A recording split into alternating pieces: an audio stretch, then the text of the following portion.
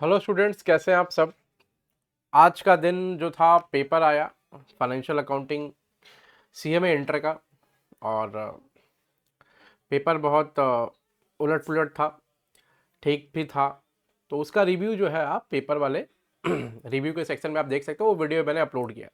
Video थोड़ा late गया है लेकिन ठीक है, फिर भी आप देख सकते हैं। अभी क्या है कि मैं जितना भी क्वेश्चन आया था एमसीक्यू, उसका आंसर दे रहा हूँ। तो बच्चे उसका आंसर जो है आराम से देख सकते हैं। देखना जरा। सबसे पहला क्वेश्चन है, विच of the following is not a fundamental accounting assumption. इनमें से फंडामेंटल अकाउंटिंग एजम्पशन कौन सा नहीं है। तो कौन सा नहीं है ये पता करना। तो फंडामेंटल अकाउंटिंग एजम्पशन तीन ही होते हैं, गोइंग कंसर्न, कंसिस्टेंसी और अक्रूवल। इसको छोड़ के कुछ नहीं होता। तो इसमें से ये वाला जो है फंडामेंटल अकाउंटिंग एजम्पशन नहीं है, दिस वन। ये क्वेश्चन जो है फंडामेंटल अकाउंटिंग एजम्पशन नहीं है, मटेरियलिटी। उसके बाद में आइए दूसरा क्वेश्चन देखते हैं। दूसरा क्वेश्चन देखो, ये सिंपल क्वेश्चन है। एमसीक्यू जो इस बार के पेपर में आया है, दिसंबर 25 के पेपर में, एमसीक्यू बहुत इजी बहुत इजी बहुत इजी आया है। एक दो क्वेश्चन थोड़ा सा क्लमजी रहा है, लेकिन हाँ, और ओवरऑल पेपर में जो एमसीक्यू है वो ठीक है, मैनेजेबल है। जो पिछली बार कोई एमसीक्यूज आए थे वो थोड़े टफ आ गए थे, इस बार एमसीक्यू मैनेजेबल आया। तो which of the following book is both a journal and a ledger. तो हम लोग देखो, सेल्स डे बुक से एंट्री पोस्टिंग होती है लेजर में। जर्नल प्रॉपर जो है अपने आप में जर्नल है, वो लेजर नहीं है। एंड कैश बुक और बिल्स रिसीवेबल, तो बिल्स रिसीवेबल जो बुक बनता है वो एक लेजर का बुक होता है, वो जर्नल बुक होता है। यहाँ पर इकलौता ऐसा बुक है जिसको हम लोग बोलते हैं जर्नल और लेजर बोथ। ठीक है, इसको हम लोग और क्या बोलते हैं, इसको हम लोग बोलते हैं जर्नलाइज्ड लेजर। जर्नलाइज्ड लेजर, इसको हम लोग बोलते हैं जर्नलाइज्ड लेजर। ठीक है, तो इसका ऑप्शन होगा ये। नाउ नेक्स्ट, थर्ड नंबर, कि the discount column appearing on the debit side of triple column cash book is posted to the। जो डिस्काउंट कॉलम होता है, जैसे मान लो ट्रिपल कॉलम कैश बुक है, और ट्रिपल कॉलम कैश बुक में समझो ये कैश है। थोड़ा सा जूम कर देता हूँ मैं, ये कैश है, ये बैंक है, और ये डिस्काउंट है। तो यहाँ डिस्काउंट अलाउ हमेशा आता है। ये वाला जो कॉलम होता है इसका नाम है डिस्काउंट अलाउड कॉलम। ठीक है, तो ये डिस्काउंट अलाउड होता है। जब हम पेमेंट पैसा रिसीव करते हैं तो डिस्काउंट अलाउ करते हैं। अब ये कहाँ पोस्ट होता है पता है, एक डिस्काउंट अलाउड का लेजर ओपन होता है, और डिस्काउंट अलाउड के लेजर में डेबिट साइड में लिखते हैं टू सन्ड्रीज बोल करके। ठीक है, जो अमाउंट आता है वो, तो ये पोस्ट होगा डिस्काउंट अलाउ के डेबिट साइड में। ठीक है, तो इसका आंसर होगा बी। उसके बाद में आता है क्वेश्चन नंबर 4। देखो ये क्वेश्चन जो है, ये कहाँ था, ये क्वेश्चन कहाँ है। देखो ये क्वेश्चन पीवाईपी में भी आया हुआ है, ये क्वेश्चन एमटीपी में आया हुआ है। ठीक है, उसके बाद से ये क्वेश्चन मैंने कहीं या तो एमटीपी या तो पीवाईपी या तो किसी क्वेश्चन बैंक में देखा है, एमसीक्यू के बैंक में देखा है। उसके बाद में ये क्वेश्चन जो है ना, शायद मेरे को लगता है किसी पीवाईपी में आया हुआ, लाइक दिसंबर 24 या फिर शायद जून 24। इन दोनों में से किसी एक में आया हुआ है, और ये क्वेश्चन एमटीपी में भी बहुत बार दिया हुआ है। ठीक है, तो ये क्वेश्चन वहाँ भी दिया हुआ ऑलरेडी। तो एज सच क्वेश्चंस आए हैं, ये रिपीटेड क्वेश्चन से इस बार आए हैं। तो जिनका एमसीक्यू पोर्शन सही रहा होगा वो अच्छा नंबर स्कोर कर सकते हैं। आइए ये क्वेश्चन पढ़ते हैं क्या बोल रहा है। Provision for doubtful debt calculation पे क्वेश्चन है। The provision for doubtful debt on 1 अप्रैल 24 14,000 रुपया है। पीबीडीटी 14,000 पूछ रहा है। सबसे पहले ना एमसीक्यू जब भी पढ़ते हैं हम लोग, तो उसका ना एक तरीका होता है। मैं अभी इस वीडियो में तरीके की बात नहीं करूंगा, लेकिन एक लाइन तो बता देता हूँ। एमसीक्यू जब भी पढ़ो, स्टार्ट करो पढ़ना, तो सबसे पहले पढ़ो कि वो पूछ क्या रहा है। वो देखो पूछ क्या रहा है, प्रोविजन फॉर डाउटफुल डेट कितना होगा, वही सिर्फ ये पूछ रहा। ठीक है, और एक जगह जो एमटीपी वगैरह में आया हुआ वहां पे क्वेश्चन को पलट दिया है। तो यहाँ भी क्वेश्चन को पलट के दिया है। थोड़ा सा पलट कैसे दिया, वहां पूछा कि पीएल में कितना ट्रांसफर होगा, और यहाँ पूछ रहा है कि पीबीडीटी कितना आएगा, एग्जैक्टली पीबीडीटी कितना आएगा। तो वो थोड़ा सिंपल सा स्टफ हो जाता है, पीबीडीटी कितना आएगा। देखो हमारे पास में ना 14,000 का पीबीडीटी का ओपनिंग बैलेंस है, और बैड डेट का बैलेंस है 9500, हमने राइट ऑफ किया है। डेटर्स का बैलेंस 325 है, और ये ड्यूरिंग द ईयर का बैड डेट है ना, इसका मतलब ये ऑलरेडी राइट ऑफ हो चुका है भैया। ये ड्यूरिंग द ईयर का जो बैड डेट होता है वो ऑलरेडी राइट ऑफ हो चुका होता है, ठीक है, ये इस बात पे ध्यान रखना। उसके बाद आपकी प्रोविजन कितना मेंटेन करना, 5% ऑन डेटर। उसके बाद कह रहा है कि एडिशनल बैड डेट है 2500 का, मतलब एडिशनल बैड डेट मतलब ये बैड डेट अभी एडजस्ट नहीं हुआ है, नॉट एडजस्टेड, ठीक है, ये नॉट एडजस्टेड है। तो हमें क्या करना, हमसे पूछा कि प्रोविजन फॉर डाउटफुल डेट कितना होगा। तो पीबीडीडी कितना निकलेगा, एकदम थोड़ा सिंपल सा स्टफ है। पीबीडीडी निकलेगा 3,25,000 डेटर है हमारा, उसमें से माइनस करेंगे 2500 रुपये और उस पर 5% निकाल देंगे, ठीक है। तो ये दिस विल कम्स टू, ये आएगा 3,25,000 माइनस 2500 इंटू 5% है ना, तो 16,125 आ रहा है। आंसर है क्या इसमें, हाँ 16,125, 16,125। अगर वो पूछता कि पीएल में कितना जाएगा, पीएल में कितना ट्रांसफर होगा, तो हम क्या करते, फिर उसके लिए छोटा सा लेजर बनाते। यहाँ लिखते 14,000, यहाँ लिखते 9,500 प्लस 2,500 और यहाँ सीडी फिगर बोल के लिखते 16,125 और फिर इसको बैलेंस कर देते। तो यहाँ जितना आता वो पीएल में जाता और यहाँ कितना आता वो देखो जरा, तो फिर से दिखा देता हूँ आपको। 9,500 प्लस 2,500 प्लस 16,125, ठीक है, minus 14,000, 14,125।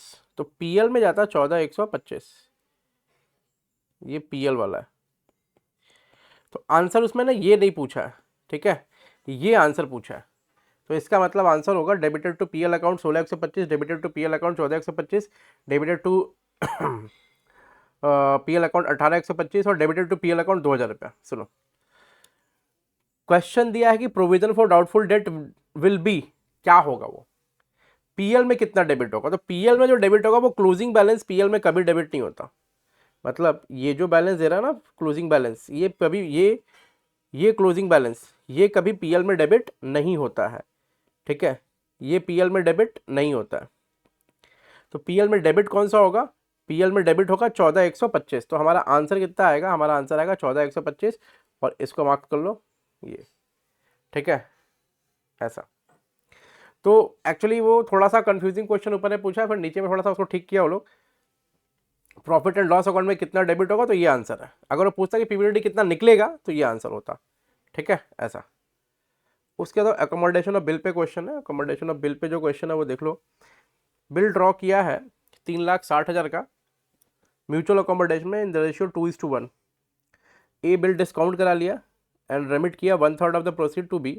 How much money should be remitted by A to B at the time of maturity so as to enable B to honour the bill. अच्छा, बोल रहा है कि कितना पैसा ए भेजेगा बी को ताकि बी बिल ऑनर हो जाए। तो सिंपल सी बात है, ए अपना शेयर भेज देगा 3,60,000 इंटू 2/3, उसका शेयर कितना होगा, तो होगा 3 से 12 या 36, 12×2 = 40, 2,40,000।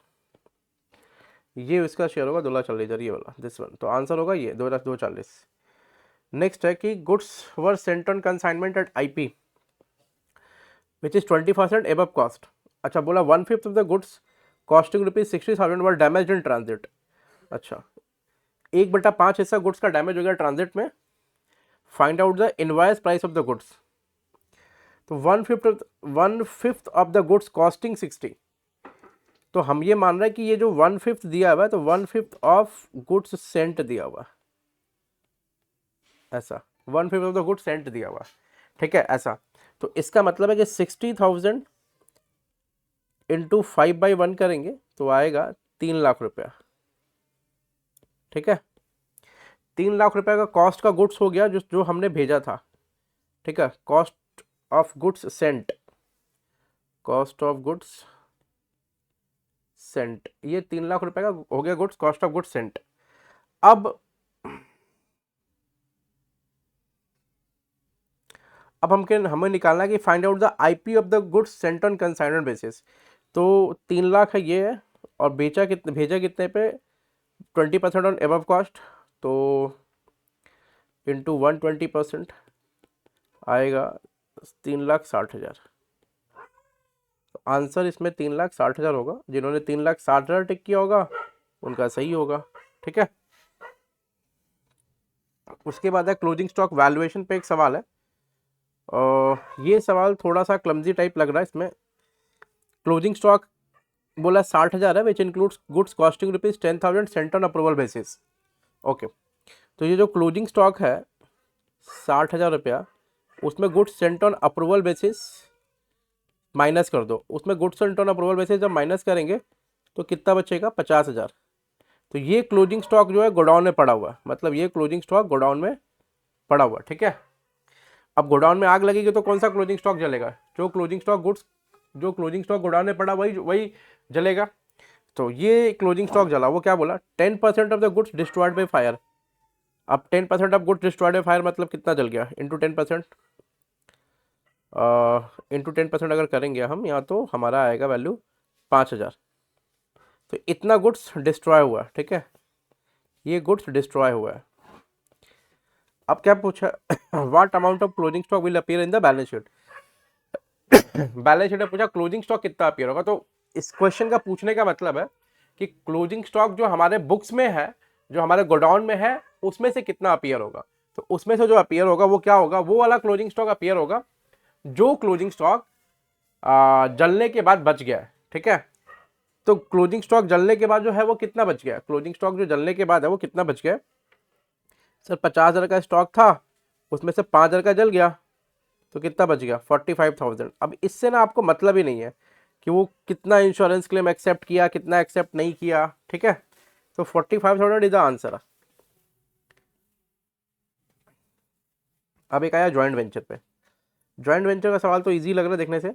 X purchase goods costing ₹1,00,000, Y sold the goods for ₹1,50,000। ठीक है, प्रॉफिट शेयरिंग रेशियो बोल रहा है एक्स एंड वाई का इक्वल है, same set of books maintain हो रहा है। सेम सेट ऑफ बुक्स मतलब मेमोरेंडम ज्वाइंट वेंचर वाला कुछ टाइम काइंड ऑफ या फिर को वेंचरर का अकाउंट हम जब बनाते हैं अपने बुक्स में। तो what will be the final remittance. पूछा फाइनल रेमिटेंस क्या होगा। मतलब एक सिंपल सी बात है कि किसने बेचा, पहले ये देखो बेचा किसने है। बेचा है बी ने। ठीक है, तो बी का जो अकाउंट होगा ना, बी अपने बुक में जो अकाउंट बनाएगा उसमें देखो ना, वो 1,50,000 रुपये का सेल करेगा। ठीक है, 1,50,000 का सेल किया, और प्रॉफिट कितना हुआ? प्रॉफिट हुआ है 1,50,000 माइनस 1,00,000, ऐसा। तो 50,000 का प्रॉफिट हुआ है।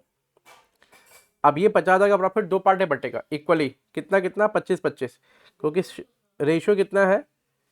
इक्वल है। ठीक है, तो ये अपना प्रॉफिट का हिस्सा 25,000 रख लेगा और इसको भेज देगा पैसा 2x।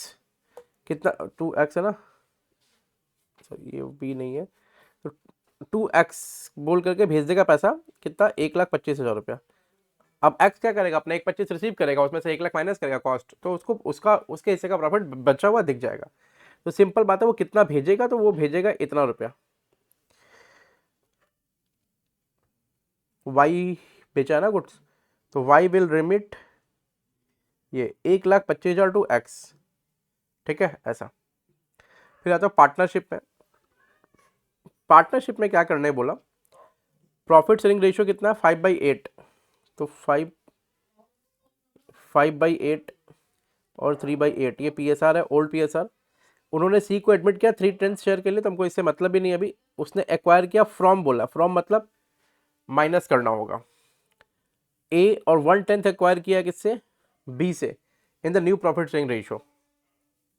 मैं एक शॉर्टकट बताऊं आपको, शॉर्टकट बताता हूँ। ये सब में निकाल लो, सबका अगर एंड में ना 3/10 आ गया जिसका, तो उसका वो रेशियो होगा। जैसे मान लो 5 6 5 6 5 11 11 3 14, इसका कितना आ रहा है? 3/14 आ रहा है, तो ये नहीं है, ये पहले आउट हो गया। 8 5 13, 13 2 15, तो इसका 2/15 आ रहा है, तो 2/15 नहीं है, तो ये भी आउट हो गया। और ये 18 24 13, तो ये तो ऐसे भी नहीं आएगा, मैं देख लेता हूँ। 13 तो कोई पहाड़ में 3 आता ही नहीं है, तो 13 प्लस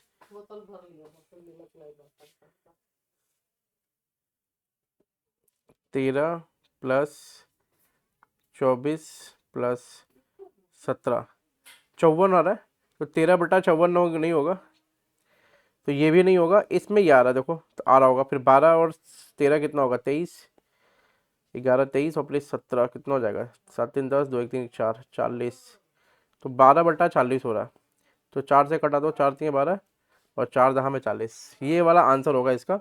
और इसको डिटेल तरह से ही बनाया जा सकता है, ये माइनस माइनस करके। तो मैं माइनस वगैरह करके नहीं बना रहा हूँ, जल्दी जल्दी आंसर आपको देना है। बाकी माइनस करके समझना होगा तो समझ लेना आप, आपको क्योंकि आपको पता है। माइनस करके कैसे आएगा मैं लिख देता हूँ यहाँ पर। माइनस करके आएगा 5/8 माइनस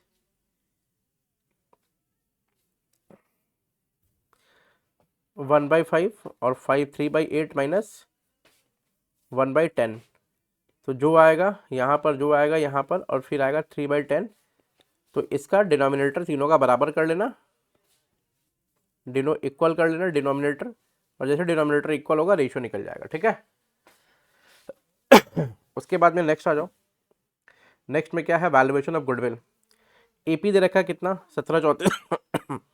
1,35,00,000 का एसेट है, आउटसाइड लाइबिलिटी 83 लाख का, एनआरआर दिया हुआ 12%। गुडविल पूछा कैपिटलाइजेशन ऑफ एपी।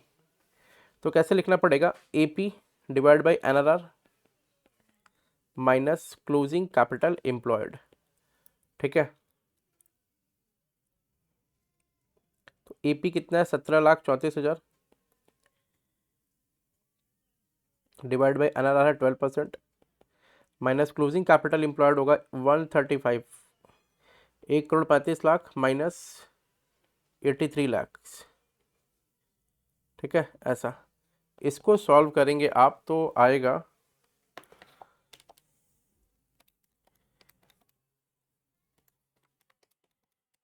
बावन 34 माइनस 9250 आ रहा है। तो 9250 इसमें बी नंबर। तो हमारा वैल्यू ऑफ गुडविल कितना होगा, 92,50,000, ठीक है।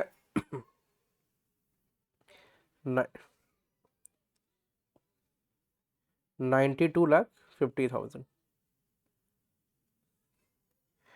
उसके बाद डिपार्टमेंटल का ये गुड सवाल, ये अच्छा सवाल है। ये मैंने क्लास में कराया भी है, इस तरह का बड़ा सवाल कराया, छोटा सवाल तो नहीं कराया, बड़ा सवाल कराया इस तरह का।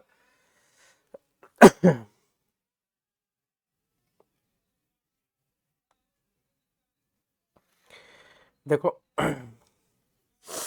इसमें ना यहाँ पर ओपनिंग स्टॉक दिया हुआ है, परचेज दिया हुआ है और सेल्स वैल्यू दिया हुआ है, सेल्स यूनिट्स दिया हुआ है, उनका उनका ईच यूनिट वैल्यू दिया हुआ है, यूनिट सेल वैल्यू दिया हुआ है, वो ऐसे सब करके सबका दिया हुआ है, ठीक है। ऐसा उसके बाद में नीचे वाला टोटल परचेज वैल्यू इज 9,80,000, ठीक है।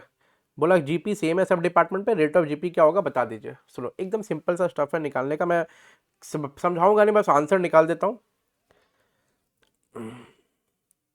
Cell value of purchased goods, purchased goods, purchased goods का सेल वैल्यू, यहाँ जगह मैंने छोड़ रखा है वहीं पे निकाल देता हूँ। Sale value of purchased goods,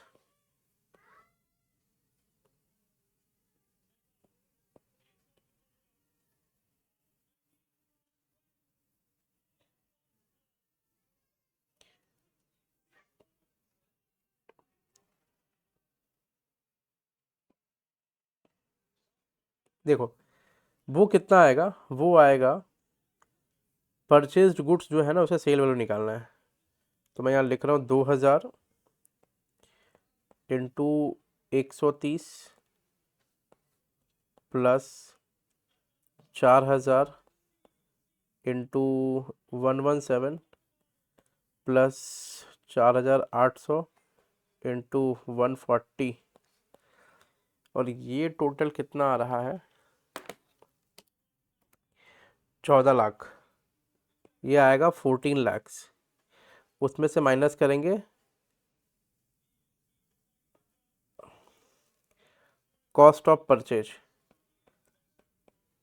cost of purchase है 9,80,000। तो हमारे पास में जीपी बचेगा 4420, मतलब 4,20,000। तो जीपी का रेट जो आएगा वो आएगा 4,20,000 डिवाइडेड बाई 14 लाख। तो 14 3 42 हो गया, 30% आना चाहिए। ये इंटू 100 कर लो, तो ये बेसिकली आंसर होना चाहिए, ये आंसर होगा 30%। ठीक है इस केस में। नेक्स्ट हायर परचेज पे क्वेश्चन है। हायर परचेज पे भी क्वेश्चन है जो क्या पूछा है इंटरेस्ट कितना इंक्लूडेड है फर्स्ट इंस्टॉलमेंट पे, तो ये थोड़ा सिंपल प्रॉब्लम दे दिया आपको।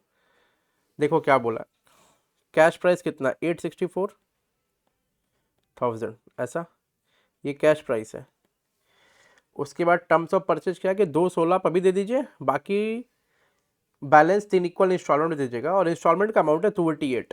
तो ठीक है हम लोग डाउन पेमेंट कर देते हैं। डीपी कितना है 2,16,000, तो बैलेंस कितना बचा 864 माइनस 216 डिवाइड बाई 3, तो ये बचेगा 6,48,000। ठीक है अब देखो इसको 3 से डिवाइड कर दो, प्रिंसिपल जो होगा पर इंस्टॉलमेंट कितना आएगा 6,48,000 डिवाइड बाई 3 करेंगे तो 216 आ रहा है ऐसा। अब देखो इंटरेस्ट निकालना है ना, तो जो आपका ईएमआई है वो कितना है, ईएमआई है 2,88,000,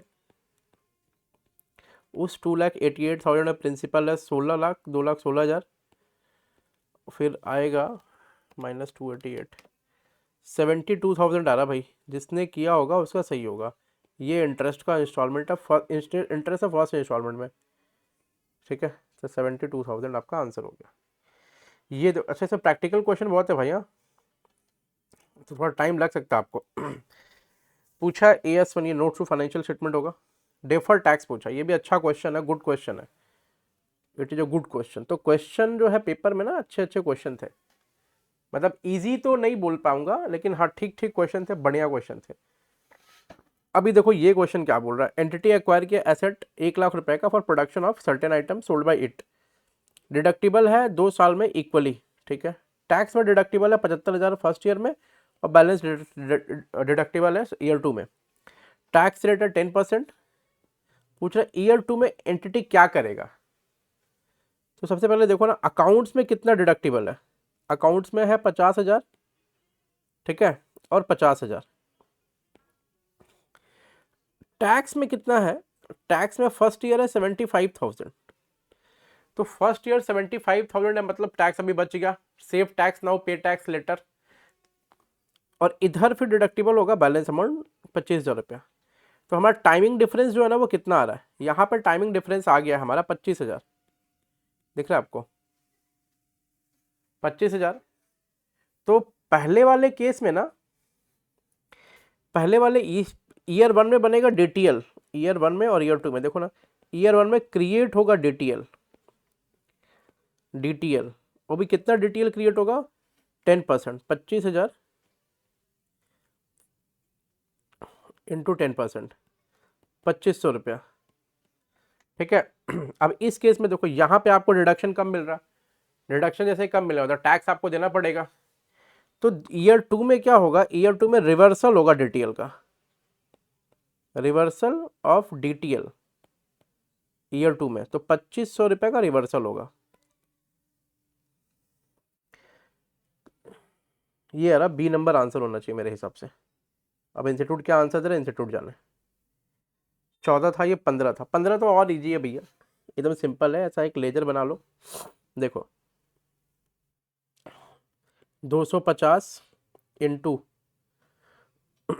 ये बना, क्या पूछा है, amount of outstanding subscription for 2024-25 कितना होगा ना। अच्छा ठीक है मैं लेजर नहीं बनाता हूँ, मैं थोड़ा सा जल्दी जल्दी काम कर देता हूँ। सुनो 250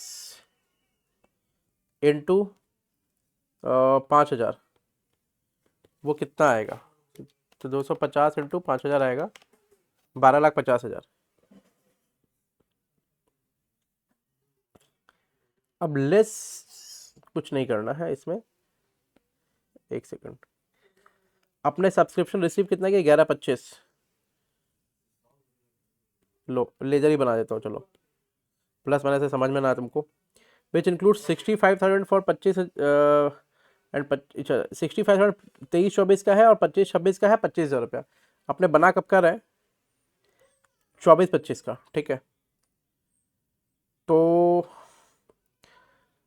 आउटस्टैंडिंग सब्सक्रिप्शन कितने का हो गया है, 65,000 इधर आ जाएगा, और एडवांस वाला आ जाएगा 25-26 का ना, एडवांस सब्सक्रिप्शन इधर आ जाएगा 25,000 रुपये, ठीक है। आपने रिसीव कितना किया है, 11,25,000 रुपया, ऐसा। आप इनकम एंड एक्सपेंडिचर में कितना डालेंगे, 12,50,000 रुपया। चलो निकाल दो भाई, 12,50,000 माइनस 11,25,000, ठीक है, प्लस 65,000 प्लस 25,000, तो 215 आएगा दोस्त इसका आंसर।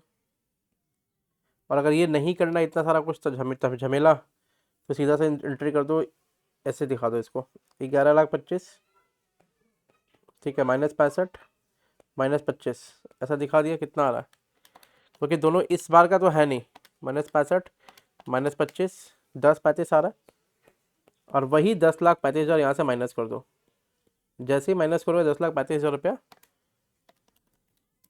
आएगा, 215 नहीं मिला आपको, मतलब 12,50 हो रहा था करंट ईयर का सब्सक्रिप्शन, उसमें 10,35 मिला, 215 आपको नहीं मिला, ठीक है। तो ये जो है पूरा आपको मैंने सोल्यूशन करके दिया है। चलो प्लीज़ ज़्यादा समय चैनल को सब्सक्राइब कर देना और बेल आइकन प्रेस कर देना, और प्लीज़ कमेंट में बताना कैसा लगा वीडियो, और हमारा टेलीग्राम का चैनल ज्वाइन करो, वहाँ पर बहुत सारे कंटेंट यूं ही मिलेंगे, ठीक है।